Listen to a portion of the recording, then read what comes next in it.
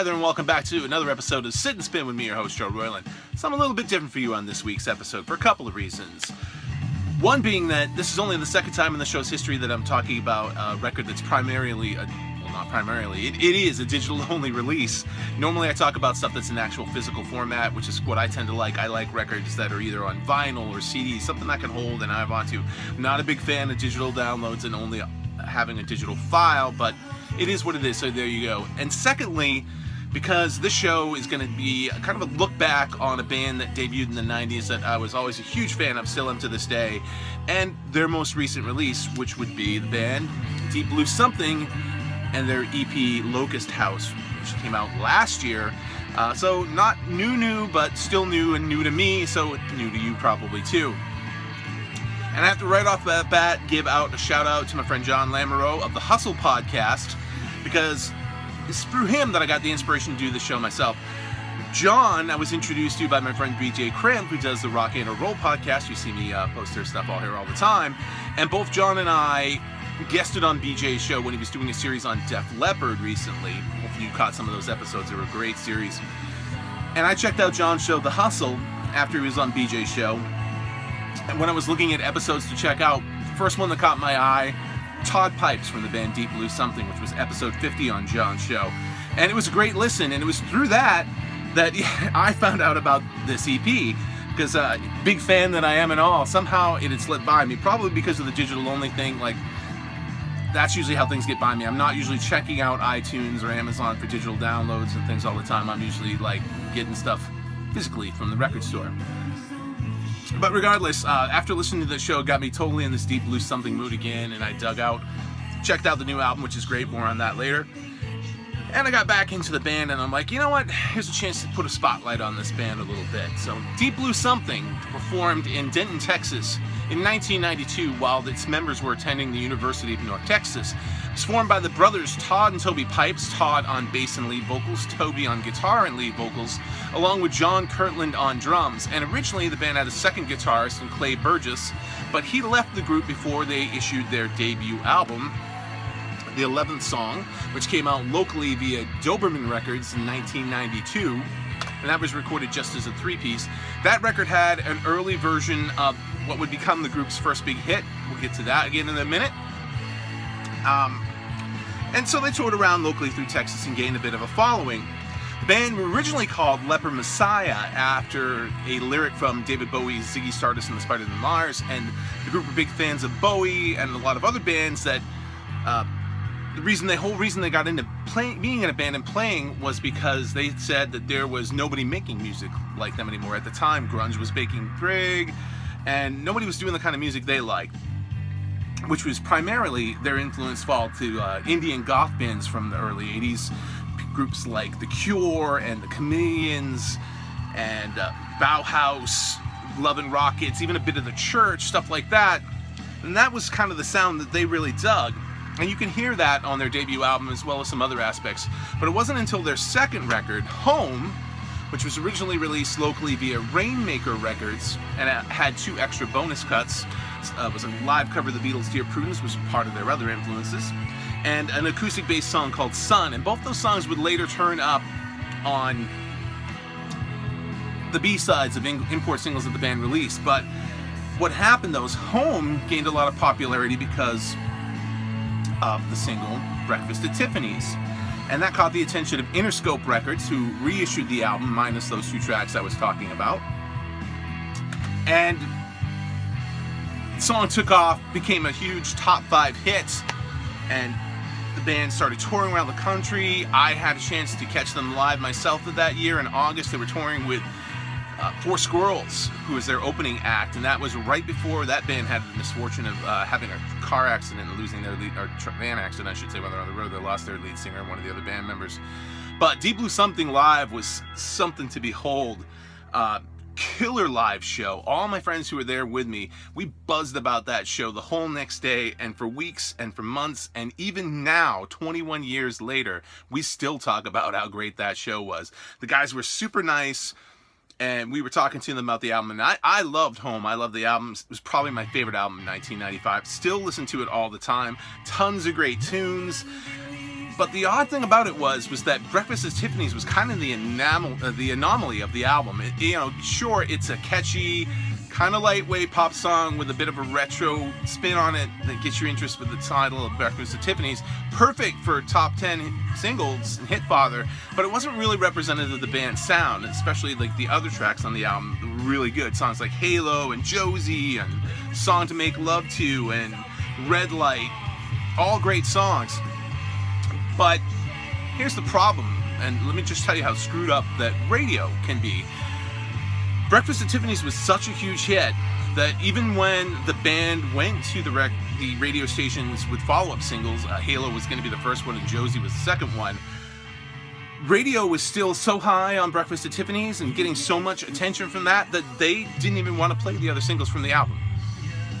Crazy, huh? So the band only got known for that one song and kind of perceived to be a bit of a one-hit wonder, even though Home is a fantastic record. And one of the other things that was interesting about Home too, when Interscope first reissued it, they basically just reissued it straight. They didn't remaster it or anything initially. They just cut the 2 tracks off it. But when Interscope first released it, they were part of the Warner Electra Atlantic group. And that was in 1995. But in 1996, Interscope got bought by MCA Universal. And somewhere after that happened, the band went back in and remastered the album and even re-recorded some of the songs. And it's noticeably different. And I think one of the reasons they may have done this is when we did see them live, we were telling them how, like, as much as we love the album, you just had no idea how great they were live. Particularly, like, Todd Pipes, amazing bass player, and Toby on guitar. And they'd also picked up guitarist Kurt Tatum, because they couldn't get Clay Burgess at this point to kind of fill out the touring act live. Kirk would leave the band during the end of the tour, and they would go on and get Clay Burgess back eventually. But we were telling them how, like, man, it's too bad that, the record didn't sound as great as the live show did, as great as it was. And they were like, yeah, you know what, we really would like to go back in and do that. So somewhere they did, but it never got announced. It was never like a little sticker on the album or anything. It just kind of happened, and I kind of stumbled upon it by accident when I picked up another copy of the album used, but this was after it was issued on Interscope, and I went home and listened to it, and I'm like, oh my god, this is different. So it's cool. So there are 3 versions of that album out there. Depending on which one you get, just look on the back. If it says it was distributed by Warner Brothers, it's the original pressing, or Rainmaker, because it has the 2 extra bonus tracks. Or if it says it's distributed by Universal, then you've probably got the remix version of the album. So the band's out there, got a huge hit single, even though radio won't follow up with one of another great tracks that they've got. At this point, they're like, well, let's just start working up on our follow-up record. And they had planned for that to come out in 96 or 97. But lo and behold, other issues kind of happened to them too. They kind of got involved in a legal battle over who owned the rights to the 11th song album. Their original manager, if you want to call him that, he was claiming that he had signed some sort of deal with the band that he owned the rights to the records, and the band were like, no, that never happened. But this ended in a prolonged legal battle that took several years to get over. And in the midst of that, though, they're still working on record number 3, which was Byzantium. And this time out, they had a real name producer behind them, and they had the full budget of a big label backing them. So they took full advantage of that, started working on the album. And it's a better record than Home was, because they kind of learned the lessons of, like, beefing up the sound a little bit.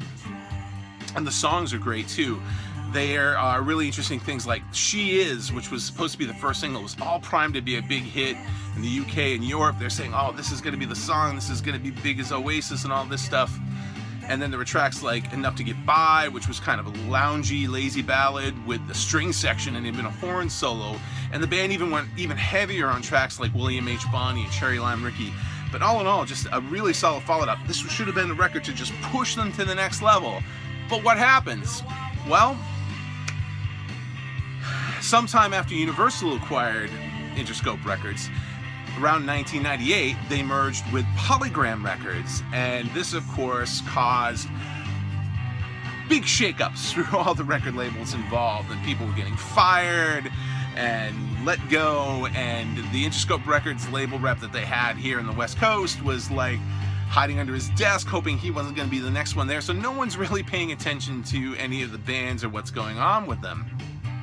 And they're sitting here saying, hey, the UK press has heard the single. They say it's going to be big, but their US record reps saying, well, oh, you can't trust the UK. The UK is a different market. And if you go with them and you're wrong, that's it for you with this record. No more promotion, no touring budget, nothing. So they kind of just had to sit on things and wait and see what was going to happen. And in the interim, the album gets lost in the shuffle. And Byzantium only ends up getting released in Japan and some European companies because Interscope had a different distribution deal with BMG Records there, and that's how I got the record. I actually ended up having to get an import copy of it, and that was this record right here. And again, as I said, solid follow-up, and just a monster record. Should have been a huge, huge hit, but no one got to hear it, really. So at this point, the band decides, okay, I'm going to kind of go on hiatus and work on some other things. We'll keep Deep Blue Something on the back burner while we're working things out. And they finally get their legal woes worked out, and they sign a new deal with Azera Records, which is a subsidiary of EMI Records. And this is 2001 now, and they say, well, let's let this be a new beginning for the band. So they self-titled their album, put it out, Deep Blue Something. And since some people never got the chance to hear Byzantium, they didn't want those songs to go to waste. So they cherry-picked 5 of what they considered the best songs from Byzantium and included those with 8 songs to make up this album. So, you know, if you already had or heard Byzantium, it was kind of like, okay, well, it would have been nice to have more new, like a whole new album, but I get why they did it.